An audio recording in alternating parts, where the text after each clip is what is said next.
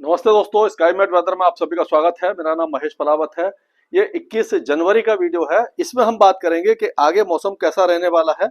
तो इस समय जो वेदर सिस्टम बने हैं, अगर उस पर हम नजर डालें तो वेस्टर्न डिस्टर्बेंस है जो काफी कमजोर सा है और ये पहाड़ों के ऊपर पहुंचा हुआ है।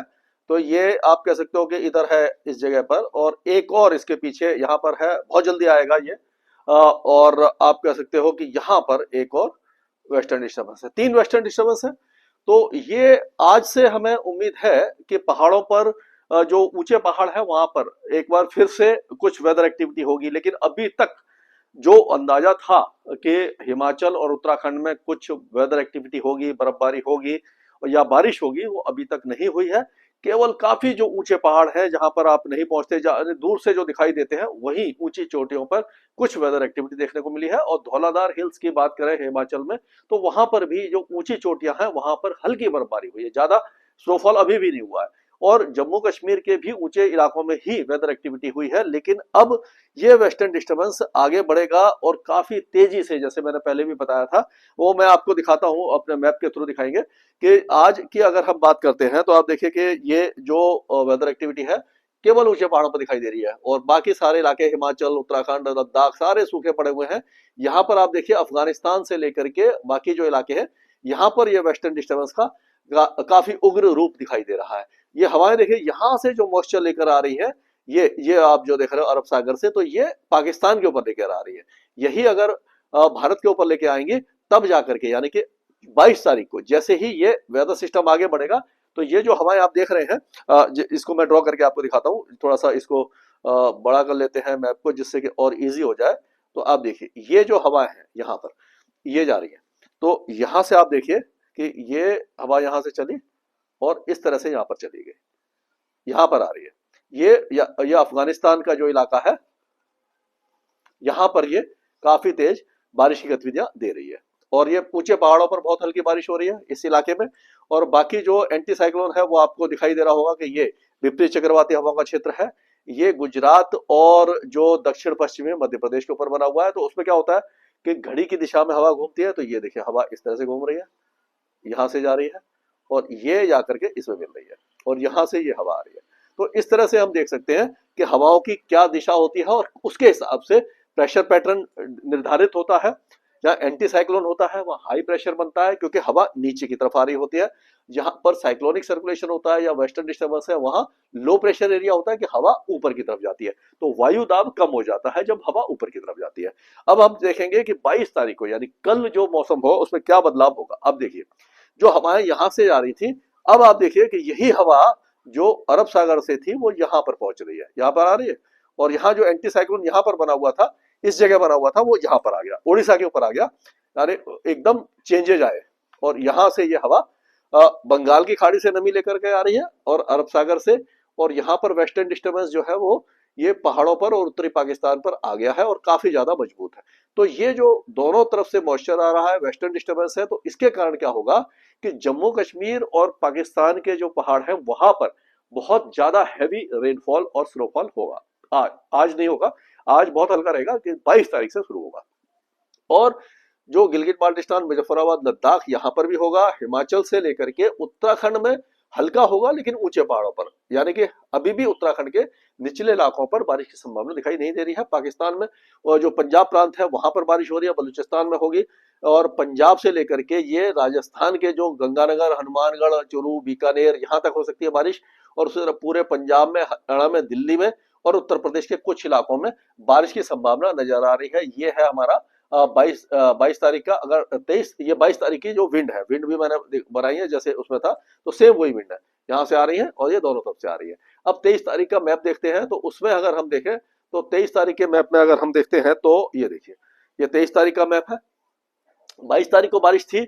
अब 23 तारीख में अगर हम देखेंगे तो आप देखिए कि बारिश की गतिविधियां ये हिमाचल और उत्तराखंड तक आ गई। यानी 23 जनवरी को सबसे ज्यादा हैवी स्नोफॉल और बारिश उत्तराखंड और हिमाचल प्रदेश में होगी, जो अभी तक देखने को नहीं मिली।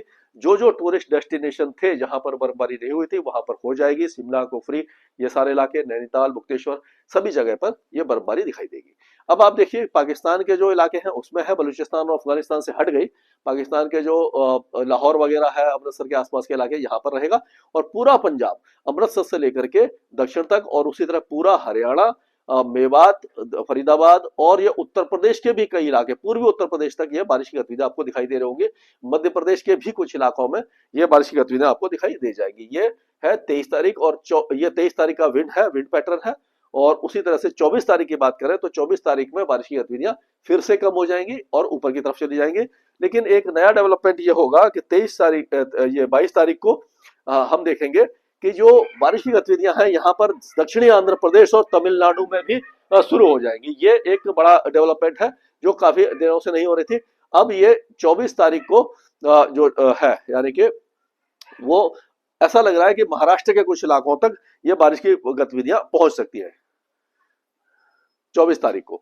तो ये आपका तेलंगाना यानी दक्षिण भारत में बारिश की गतिविधियां बढ़ने की संभावना नजर आ रही है। अगर हम इस मैप के हिसाब से देखते हैं तो इसमें देखेंगे कि आज तो जो बारिश की गतिविधियां 21 तारीख को गिलगित बाल्टिस्तान, मुजफ्फराबाद और लद्दाख में ही दिखाई देंगी, और हो सकता है जम्मू कश्मीर के ऊंचे पहाड़ों पर।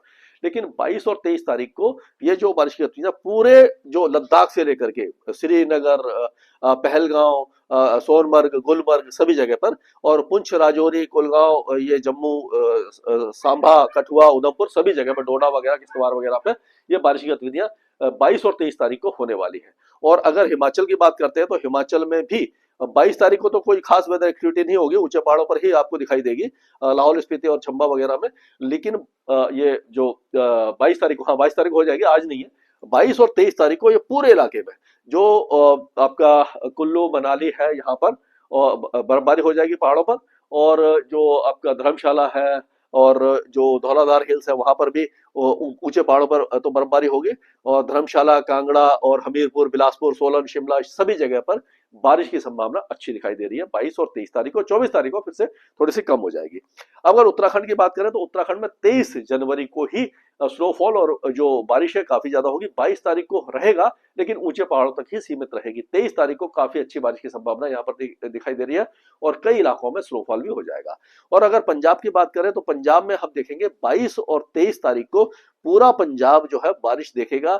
पठानकोट से लेकर गुरदासपुर, अमृतसर, सभी इलाके में, फजीका, और ये मनसा, सिगरूर वगैरह, और उसी तरह से हरियाणा में भी पंचकुला और से लेकर के कैथल और यमुनानगर, सिरसा, फतेहाबाद, हिसार, और ये मेवात, नूंह, पलवल, गुड़गांव और दिल्ली पूरा जो है 22 और 23 तारीख को अच्छी बारिश देखेगा। और 23 तारीख को बारिश की गतिविधियों में काफी ज्यादा वृद्धि हो सकती है। अगर उत्तर प्रदेश की बात करते हैं तो 22 और 23 तारीख को ऐसा दिखाई दे रहा है कि 22 में आपको जो बारिश की गतिविधियां होंगी, सहारनपुर, शामली, मुजफ्फरनगर, मेरठ, हापुड़, संभल से लेकर के ये हाथरस, आगरा, अलीगढ़, एटा, जालौन, झांसी, ललितपुर, महोबा, हमीरपुर, उन्नाव, बाराबंकी, सीतापुर, हरदोई, आपका फर्रुखाबाद, शाहजहांपुर, खेरी, पीलीभीत, बरेली, रामपुर, मुरादाबाद से लेकर के बहराइच, बाराबंकी, फैजाबाद, गोंडा, अमेठी, यहाँ तक हो सकती है बारिश। ये पूर्वी इलाके में कम होगी लेकिन बाकी इलाकों में ज्यादा होगी।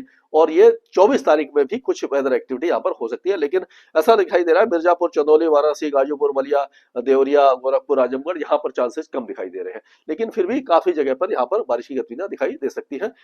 लेकिन जो आपका बिहार है वो सूखा रहेगा।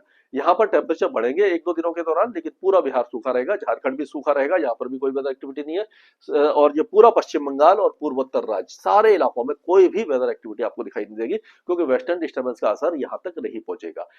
ये असम, मेघालय, अरुणाचल प्रदेश, नागालैंड, मणिपुर, मिजोरम और त्रिपुरा, किसी भी सातों जो नॉर्थ ईस्टर्न स्टेट्स हैं, कहीं पर भी मौसमी गतिविधि आपको दिखाई नहीं देगी। लेकिन ऐसा दिखाई दे रहा है कि 22 तारीख को गंगानगर, हनुमानगढ़, चूरू, बीकानेर, जैसलमेर, जोधपुर, ये जो इलाके हैं यहाँ पर बारिश हो सकती है। और हो सकता है कि चूरू, झुंझुनू, सीकर, जयपुर, अलवर, दौसा, करौली, भरतपुर, सवाई माधोपुर, टोंक, अजमेर, नागौर, यहाँ तक बारिश की संभावना दिखाई दे रही है। लेकिन बारां, झालावाड़, कोटा, चित्तौड़गढ़, उदयपुर में चांसेस बहुत ज्यादा कम है।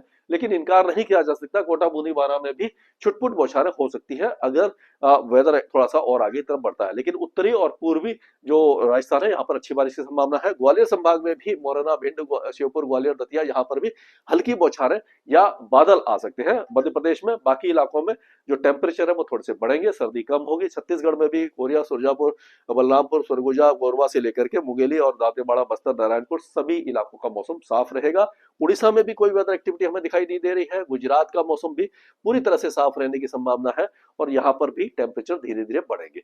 लेकिन जो मैंने बताया था कि 24 तारीख को अगर हम देखें इसमें तो देखते हैं कि कहाँ पर है ये। हाँ, 24 तारीख को अगर हम देखते हैं तो इस मैप पे चलते हैं एक बार। ये है 24 तारीख का। तो यहाँ पर हम देखें तो 24 तारीख को ये मुंबई के और साउथ में जो बारिश की गतिविधियां हैं वो कुछ इलाकों में हमें दिखाई दे रही हैं। और अगर इसको हम मैप के हिसाब से देखते हैं तो यहाँ पर चलते हैं हम। ये हाँ, तो कोल्हापुर, सांगली, शोलापुर, पुणे, सतारा, रत्नागिरी यहां तक और हो सकता है कि अहिल्याबाई नगर तक कुछ वेदर एक्टिविटी हो जाए, हल्की फुल्की बूंदाबांदी महाराष्ट्र में हो जाए, बाकी इलाके सूखे रहेंगे। मुंबई में टेम्परेचर गिरे हैं, 15.9 डिग्री अभी तक का सबसे कम टेम्परेचर हुआ है जनवरी में, लेकिन ये पिछले 10 सालों में सबसे ज्यादा गर्म जनवरी है। और पिछले साल भी 7 जनवरी को केवल 15.2 डिग्री तक टेम्परेचर आया था, जो कि पिछले 9 साल में सबसे ज्यादा गर्म था। तो अभी यहाँ पर टेम्परेचर बहुत ज्यादा गिरेंगे नहीं। और अगर तेलंगाना की बात करें तो तेलंगाना के कुछ इलाकों में बारिश की गतिविधियां दिखाई दे रही है। महबूबनगर, नालगोंडा, रंगारेड्डी, विदर्भा, संगारेड्डी, ये और मेंढक वगैरह, हैदराबाद वगैरह में यहाँ पर बारिश की गतिविधियां 23-24 में हो सकती है। और अगर आंध्र प्रदेश की बात करें तो कुर्नूल, प्रकाशम, गुंटूर, कृष्णा, गोदावरी, चित्तूर, कडप्पा, नेल्लोर, तिरुपति यहाँ पर भी हल्की बारिश 22 और 23 तारीख को हो सकती है। और अगर कर्नाटक की बात करें तो यहाँ पर भी दक्षिणी कर्नाटका से लेकर के हो सकता है बेलगावी, बगलकोट, धारवाड़, गडक, कोपल, हसन, हवेरी, शिवमोगा, चित्रदुर्गा, चिकमगलूर, हसन, मांड्या, रामानगर, बेंगलुरु वगैरह में छुटपुट बौछारें 22 और 23 तारीख को हो सकती है। केरल में बहुत कम चांसेज नहीं है। लेकिन तमिलनाडु के कई इलाके यानी तिरुवल्लुर से लेकर के वेल्लोर, धर्मपुरी, शालेम, नामांकल, डिंडीगुल, मदुरई, विरुधुनगर, शिवगंगा, पुदुकोट्टई ये सारे इलाकों में 22 और 23 तारीख को एक बार फिर से 22 से लेकर के 24 तारीख के बीच में यहाँ पर एक बार फिर से हल्की बारिश कई इलाकों में दिखाई देगी। लक्षद्वीप में हल्की बारिश होगी और अंडमान और निकोबार द्वीपों का मौसम लगभग शुष्क बना रहने की संभावना है। स्काई मैट वेदर में अभी के लिए